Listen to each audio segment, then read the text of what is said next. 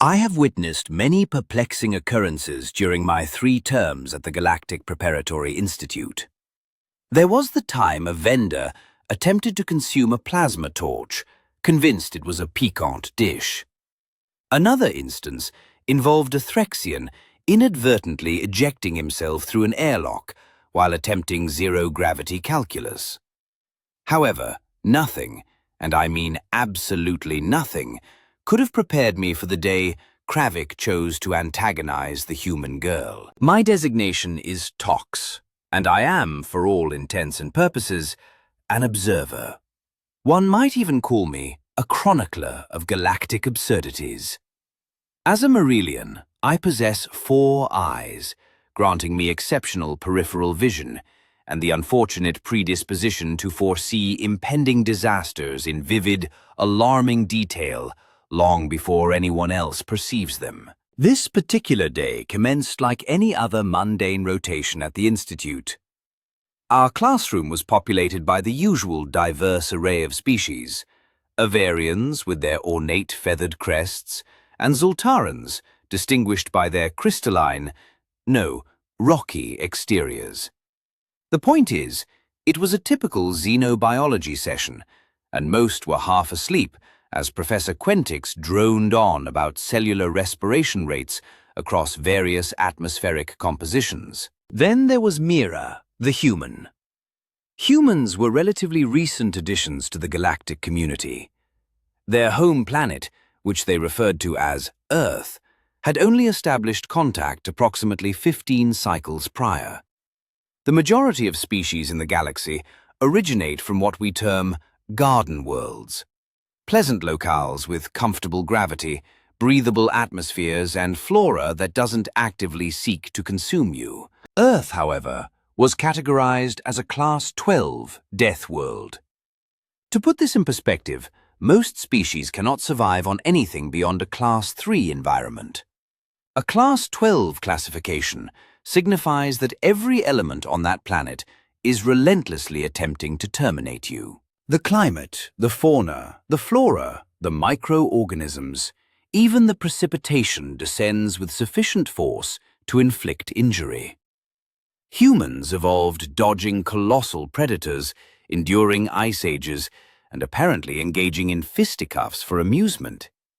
Yet Mira did not project an image of danger. She was diminutive by human metrics, perhaps 1.6 meters in height, with brown hair styled in what humans call a ponytail. She wore the standard institute uniform, just like everyone else, occupying a back corner, diligently scribbling notes on her datapad, minding her own affairs. That was her initial misstep. Her quiet demeanor led Kravik to perceive her as vulnerable. Kravik was a Bronthelian, a colossal species, truly immense.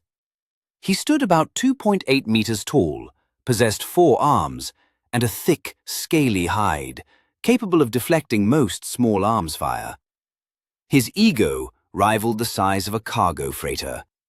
His lineage was affluent and influential, a fact he never allowed anyone to forget. He had been tormenting smaller species since his first cycle, and the Institute administration, due to his parents' substantial credit donations each term, effectively turned a blind eye. I observed him swagger into class that day, predictably late, with his retinue of sycophants trailing behind. There was Vexner, a sniveling Krillian, who guffawed at Kravik's every utterance. Thudge, a Gamorrean with more brawn than brains, and Silix, a Floran female who seemed to revel in the suffering of others. Kravik's 3 eyes scanned the room, seeking entertainment. They settled on Mira. Oh no! I felt my stomach clench. Well, well, Kravik announced loudly, interrupting Professor Quentix mid-sentence. Look at the little Deathworlder. Hey, human, did they finally let you out of your containment cell? A few students nervously chuckled. Most averted their gaze.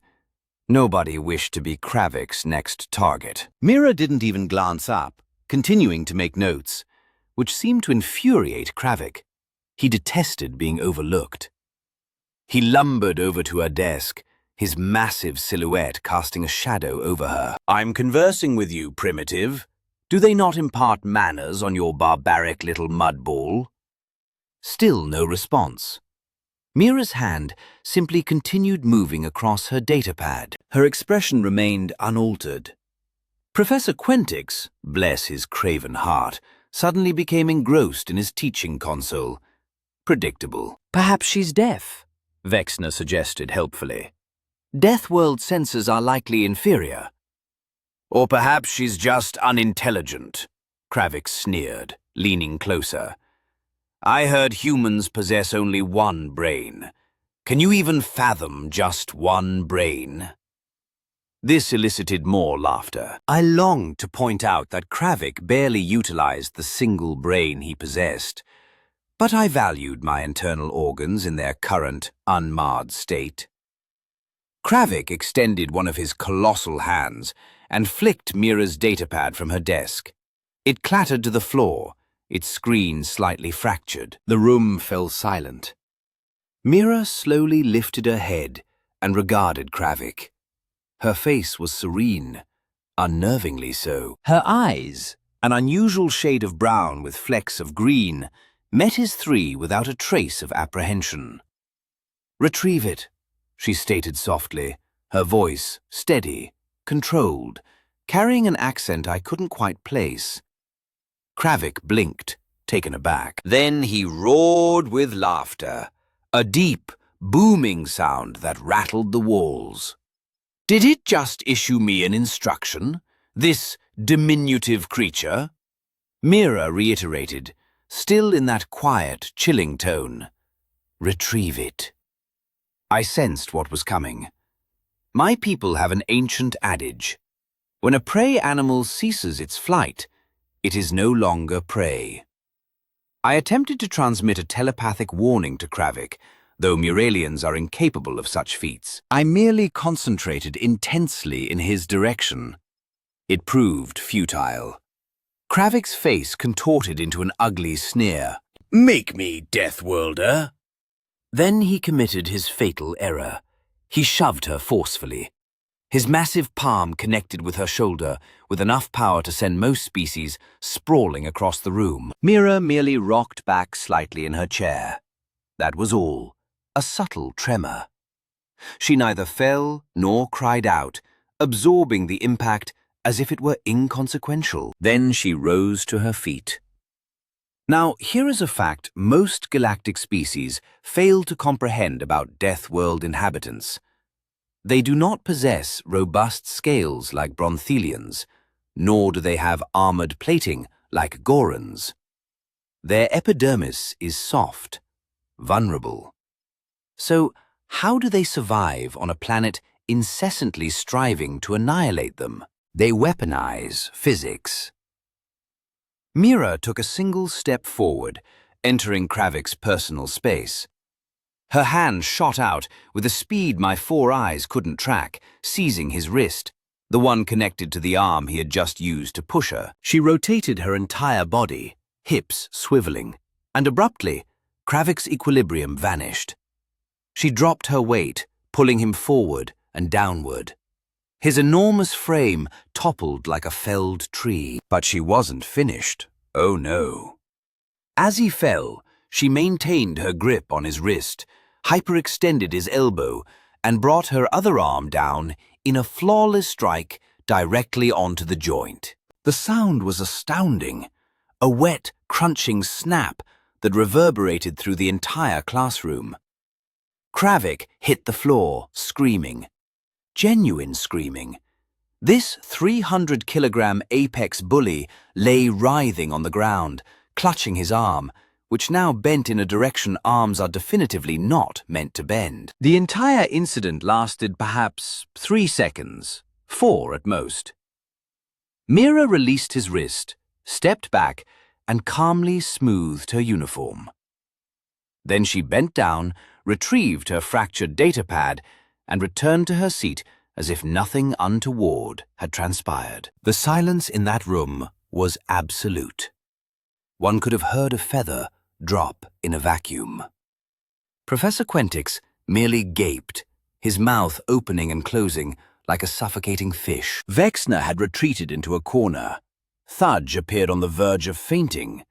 Silix's face had gone utterly pallid, which, for a Floran, indicated she was likely experiencing severe shock. Kravik continued to scream, tears streaming down his face, all three eyes wide with agony and disbelief. "Someone should probably summon medical," Mira remarked casually, not looking up from her now damaged datapad. "I believe he needs attention." I remained frozen, all four of my eyes fixated on this small human girl who had just obliterated the school's most formidable bully with her bare hands in less time than it took me to process the event. Finally, Professor Quentix managed to stammer, "Medical! Yes, someone call medical!" He fumbled with his communicator, his hands trembling. Within 2 minutes, the medical team arrived with a hover stretcher. Kravik was still weeping, still screaming, cradling his mangled arm. The medics, two efficient Loraxians, rapidly assessed the damage. "Complete radial fracture," one announced clinically. "Severe ligament damage, possible nerve involvement. We need to get him to surgery immediately." As they loaded Kravik onto the stretcher, he met Mira's gaze.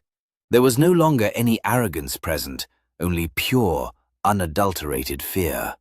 "You broke my arm," he whimpered, his voice small and childlike. "You actually broke my arm?"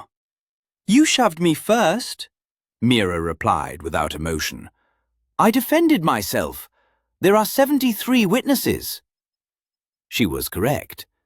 Every single student in that room had observed Kravik initiating physical contact. Every one of us had witnessed him assaulting her first.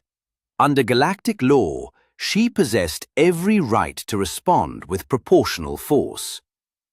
The question was, would incapacitating someone's arm be deemed proportional? The medical team carried Kravik out, his whimpering fading down the corridor.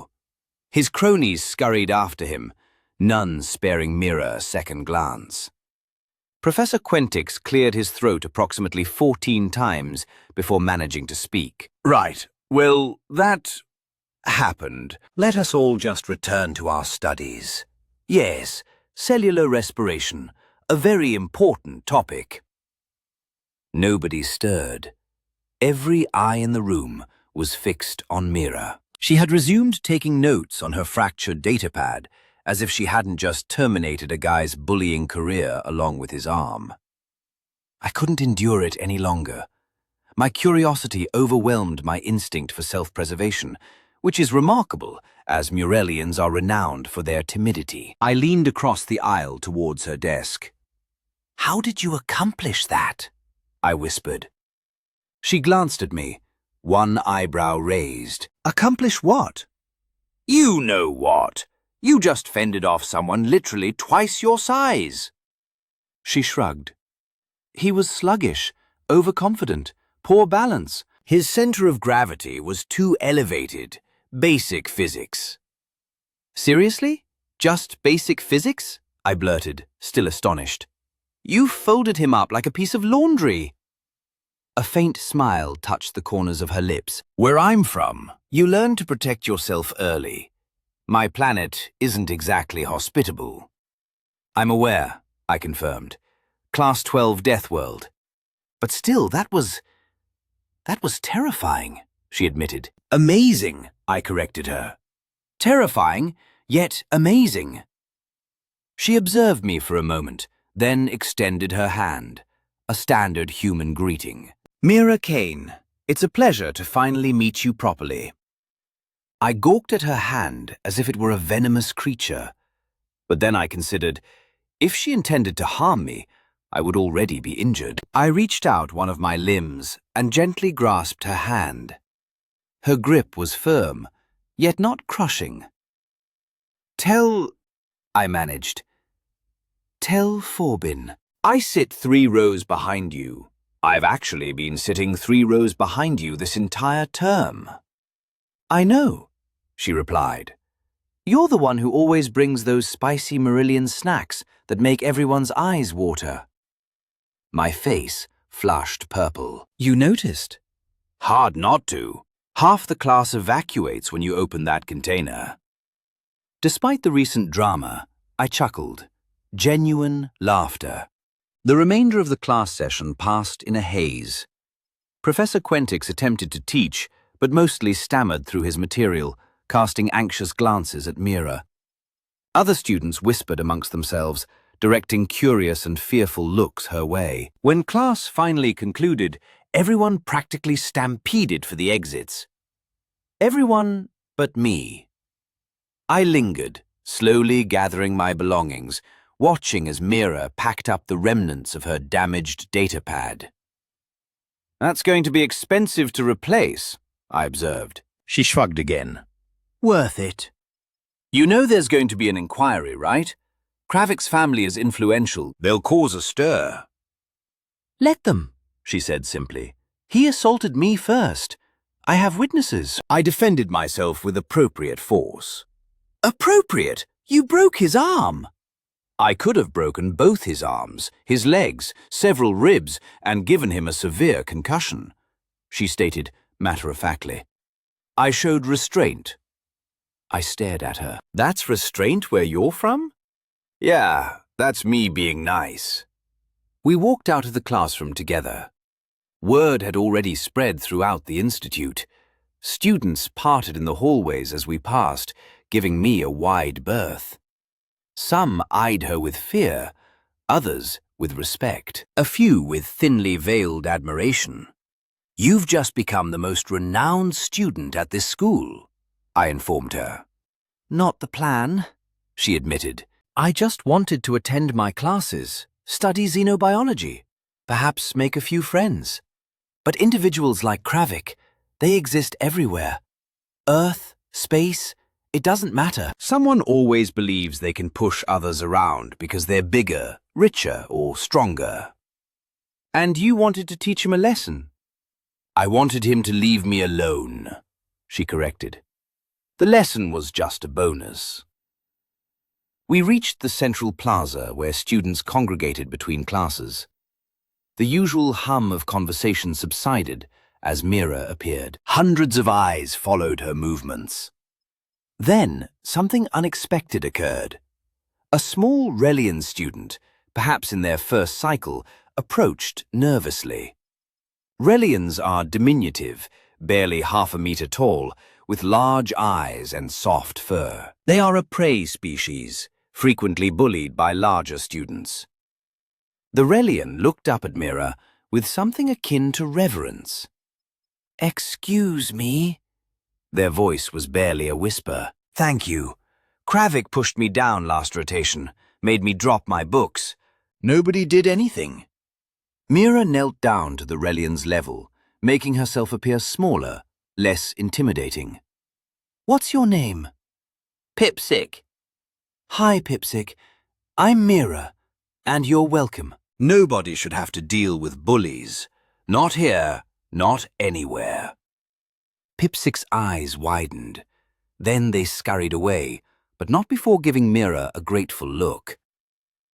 As we stood there, I realized something. Mira Kane had not merely broken Kravik's arm. She had shattered something far more profound. She had broken the fear that had kept students silent, the acceptance that bullying was simply the way things were. In 10 seconds, this human girl from a Deathworld had transformed everything. And the galaxy was about to discover that humans do not back down from anyone, not even when they probably should. The subsequent rotation at the Galactic Preparatory Institute descended into utter chaos. I arrived early, primarily because I hadn't slept well. My sleeping chamber's environmental controls kept malfunctioning. But truthfully, that wasn't the real reason. My mind wouldn't disengage. It kept replaying that moment. The snap, the scream, the nonchalant way Mira had returned to her seat as if she had merely swatted a minor annoyance instead of incapacitating a 300-kilogram bully. The hallways were packed, more crowded than I had ever witnessed. Students clustered in groups, all discussing the same topic, the human incident. That's what everyone was calling it. Some species had already spun it into legend. I overheard one Threxian claiming Mira had thrown Kravik through a wall.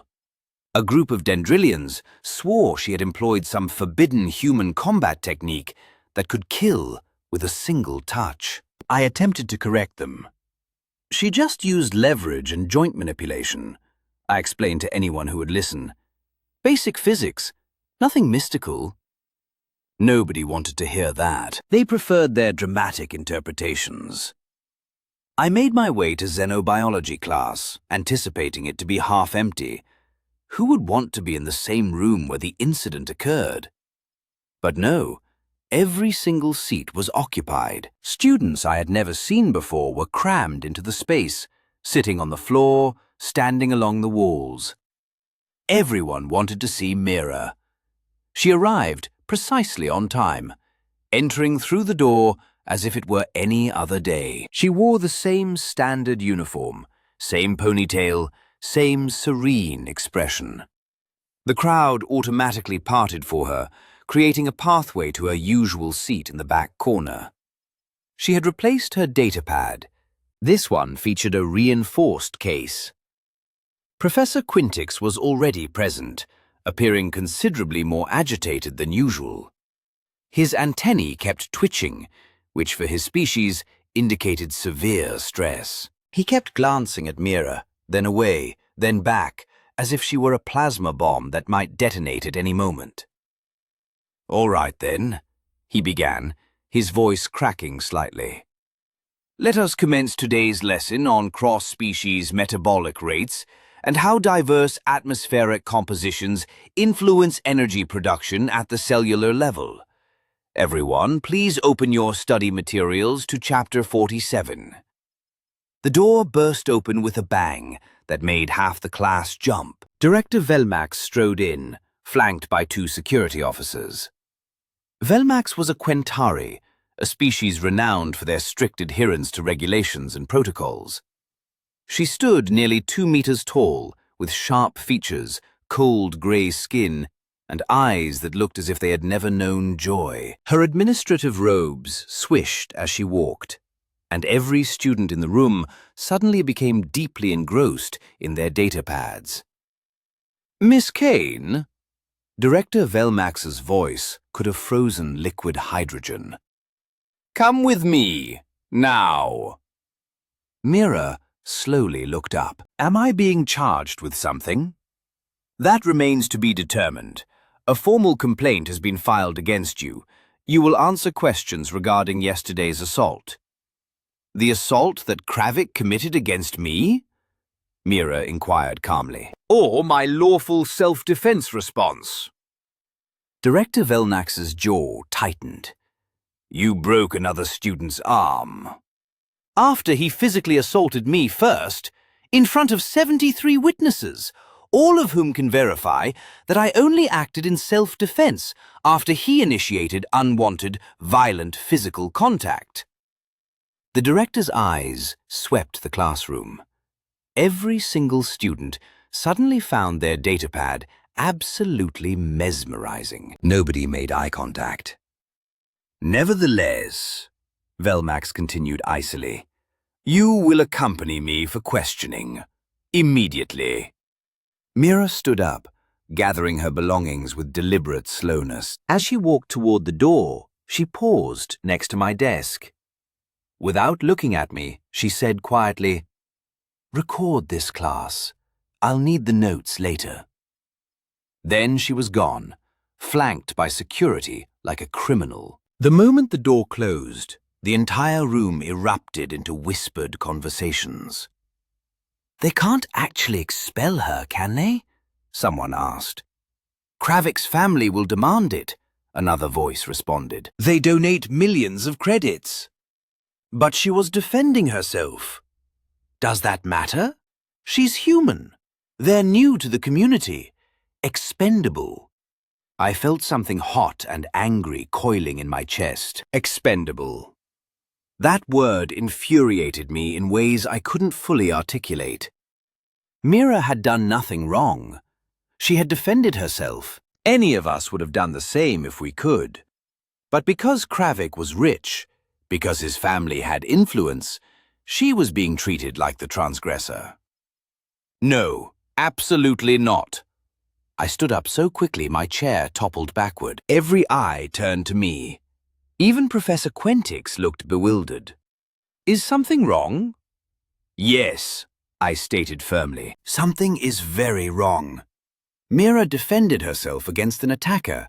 She used appropriate force. She had every legal right to protect herself, and now she is being punished for it because her attacker has wealthy parents. That is not justice. That is corruption. Dead silence. You could have heard a molecule shift. Professor Quentix's face cycled through several colors. Mr. Forbin, sit down. No, excuse me, I said no. I will not sit down. I will not be quiet. And I will not let an innocent person be punished while a bully gets sympathy just because he finally picked on someone who could fight back. I grabbed my datapad and headed for the door. Where do you think you're going? Professor Quentix demanded. To do what everyone in this room should be doing, standing up for what is right. I walked out.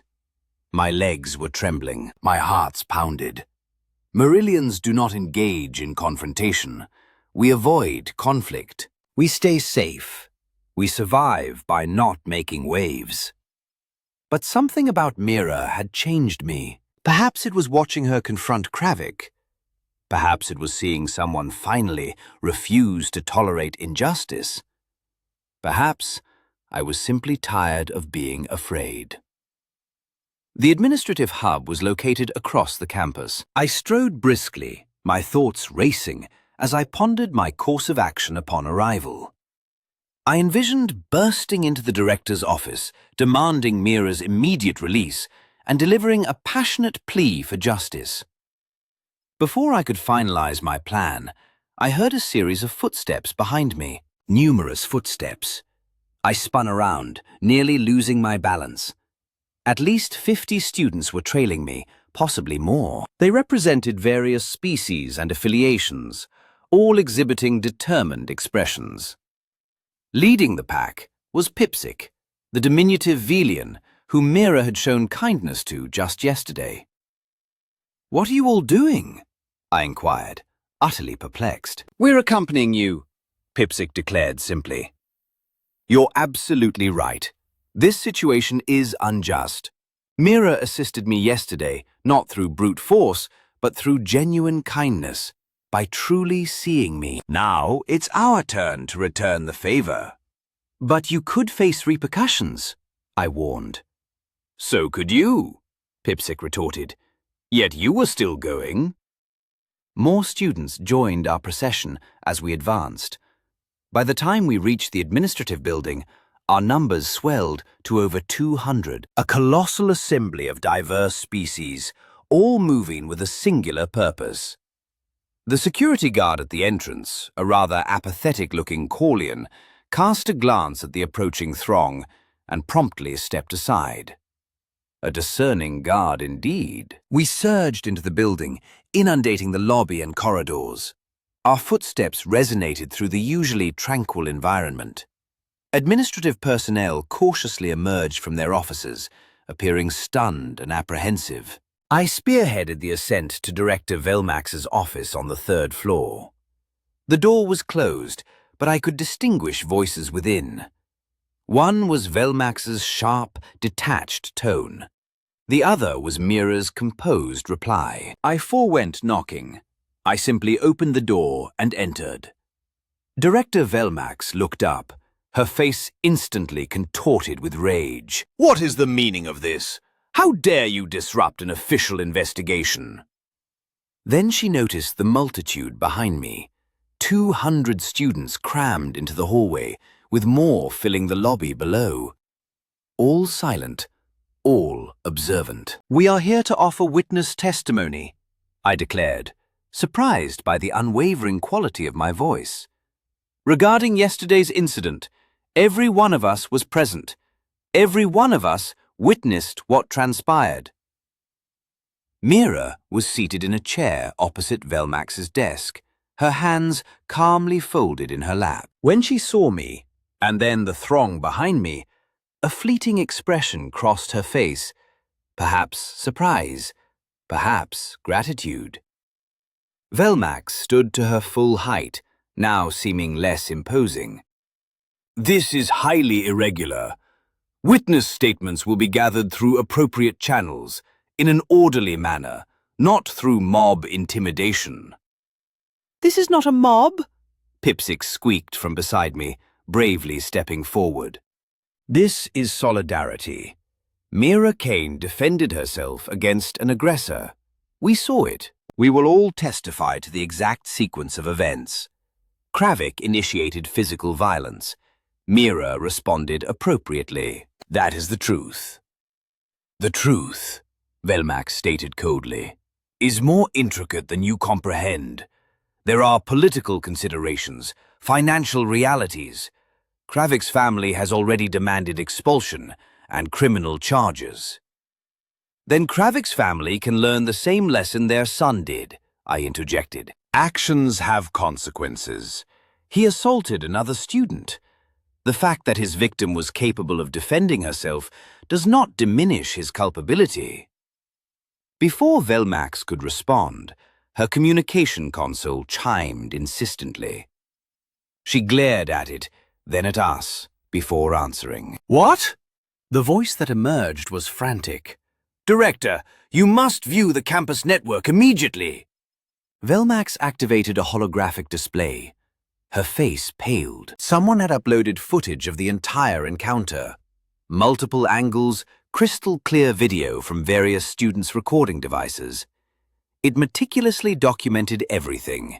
Kravik's late arrival, his verbal harassment, Mira ignoring him, the datapad being knocked to the floor, Kravik violently shoving Mira with clear malicious intent, and then her swift, precise, defensive reaction. The video had already been shared thousands of times, circulating rapidly through the Galactic Education Network. The comments were overwhelmingly supportive of Mira. "A clear case of self-defense. That bully got what he deserved. Humans are amazing. Respect. Why is the victim being questioned instead of the aggressor?" Velmax's hands trembled as she deactivated the display. She looked at Mira, then at me, then at the multitude of students filling her office and beyond. "This is not over," she said quietly. "Yes," Mira replied, rising. "It is." She walked towards the door. The crowd automatically parted for her. I fell into step alongside her as we exited the administrative building. Outside, the sun shone brightly. The campus was beautiful, and 200 students were cheering. Mira paused, observing the crowd, the support, the solidarity from species she had barely interacted with. "Thank you," she said simply. The cheering intensified. That afternoon, an official statement was released. After thorough investigation and review of witness testimony and video evidence, the Institute has determined that Mira Kane acted in lawful self-defense. No charges will be filed. Kravik, however, has been suspended for 3 rotations for assault and harassment. His family's threats of withdrawing funding have been noted and disregarded. Justice, true justice, had prevailed. That evening, I discovered Mira alone in the observation dome, gazing at the stars. I approached cautiously, making sure to produce some noise so as not to startle her. "Mind if I join you?" I inquired. She gestured to the vacant spot beside her. "Be my guest." We sat in comfortable silence for a while, observing distant galaxies gracefully rotating. "You didn't have to do that today," she finally said. "Stand up for me. You could have remained silent, remained safe." "I could have," I conceded. "But yesterday, you demonstrated something to me. You showed all of us that we don't have to tolerate injustice, that defending what is right matters more than mere comfort." She smiled, a genuine smile this time. "Your people are typically non-confrontational, risk-averse. That must have been terrifying for you." "Absolutely terrifying," I admitted. My legs were trembling the entire time. My heart's nearly burst. I thought I might faint. "But you did it anyway." "But I did it anyway." She looked at me with a touch of respect. "You know what that makes you?" "Stupid brave," she corrected herself. "Courage isn't the absence of fear. It's acting despite the fear. You were afraid and did the right thing anyway. That is the definition of bravery." I felt my face flush purple once more. "I learned from the best." "Yeah?" She appeared amused. "Who?" "A small human girl who broke a bully's arm in 10 seconds and transformed an entire school." She laughed. Actually, she cleared her throat, then laughed. It was a pleasant sound. We remained there for another hour, discussing everything and nothing. Our home planets, our preferred foods, our aspirations for the future. It felt effortless, natural, as if we had been friends for cycles rather than just 2 days. Eventually, other students joined us. First, Pipsic, then more. A group formed, composed of different species, diverse backgrounds, all united by a single moment of defiance against injustice. Kravik never bothered anyone again after his suspension concluded. In fact, he transferred to a different institute the following term.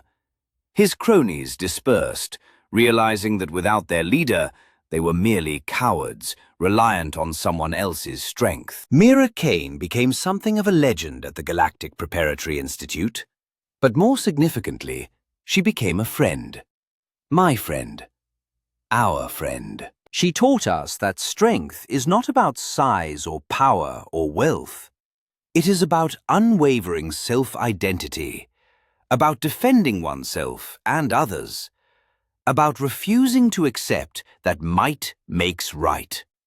And I learned that sometimes the most courageous act you can perform is to stand alongside someone who is standing up for themselves.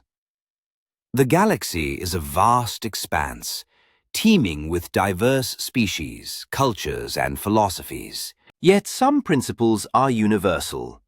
Justice, fairness, the right to self-defense, the obligation to champion others.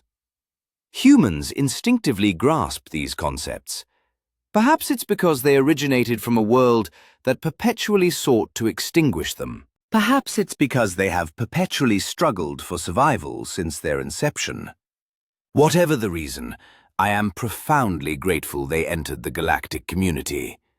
And I am particularly grateful that one human girl decided to enroll at the Galactic Preparatory Institute, because in 10 seconds, she imparted a lesson that will endure a lifetime. Never underestimate humans. They are tougher than they appear. But more critically, never mistake kindness for weakness, because the most compassionate individuals often possess the most formidable resolve. And humans possess spines crafted from steel,